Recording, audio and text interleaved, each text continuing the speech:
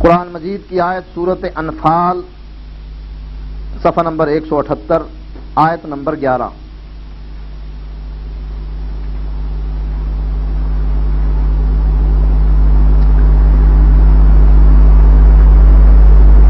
وَيُنَزِّلُ عَلَيْكُم مِّنَ السَّمَاءِ مَاءً لِيُطَهِّرَكُم بِهِ، اور اللہ تعالیٰ نے آسمان سے تمہارے لیے پانی برسایا تاکہ تم کو اس سے پاک کر دے. سورۃ مائدہ آیت نمبر 6 صفحہ نمبر 108 پر فَلَمْ تَجِدُوا مَاءً فَتَيَمَّمُوا صَعِيدًا طَيِّبًا، اگر پانی نہ ملے تو تیمم کر لو. اللہ نے پاک کرنے کے لیے آسمان سے پانی برسایا. پانی پاک کرنے کے لیے ہے ہر چیز کو، اور اگر پانی نہ ملے تو مٹی سے تیمم کر لیا جائے، یہ دوسرا طریقہ ہے. لیکن حنفیوں نے کوئی نئی تحقیق کی ہے.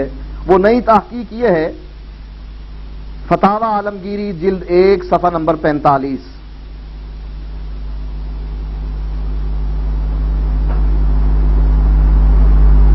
اذا اصابت النجاست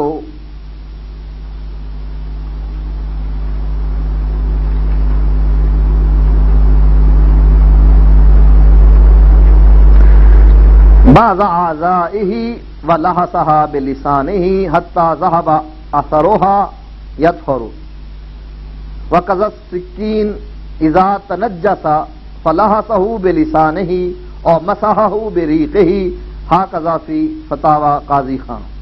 ولو لحس الثوب بلسانه حتى ذهب الاثر فقد طهر، اگر نجاست لگ جائے کسی حصے پر، اور جیسا کہ بہشتی زیور میں ہے کہ انگلی پر پاخانہ لگ جائے، نجاست لگ جائے کسی حصے پر جسم کے، وہ زبان سے چاٹ لے حتیٰ کہ اس کا اثر ختم ہو جائے، نجاست وہاں سے مٹ جائے، تو کہتے ہیں یطہرو، وہ جگہ پاک ہو جائے گی.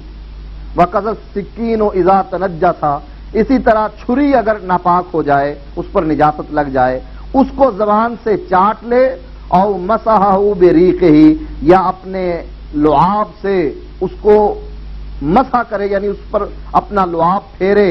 ہاکذا فی فتاوی قاضی خان، یہ بات فتاوی قاضی خان میں ہے. ولو لحس الثوب بلسانہ، اور اگر اسی طرح کپڑے کو چاٹ لے اپنی زبان سے، حتی ذهب الاثر، یہاں تک کہ وہ جو گندگی لگی ہوئی ہے اس کا اثر وہاں سے ختم ہو جائے، فقط طہر، تو وہ کپڑا بھی پاک ہو جائے گا. زبان چاہے نہ پاک ہو جائے، کپڑا، چھری اور انگلی پاک ہو جائے گی. اللہ نے پانی اتارا، پانی نہ ملنے پر مٹی کے بارے میں حکم دیا، اور حنفیوں نے ترقی کرتے ہوئے ایک اور طریقہ پاکی کا ایجاد کیا کہ اس کو چاٹ لے یا اس پر اپنا تھوک جو ہے اس کو پھیر دے.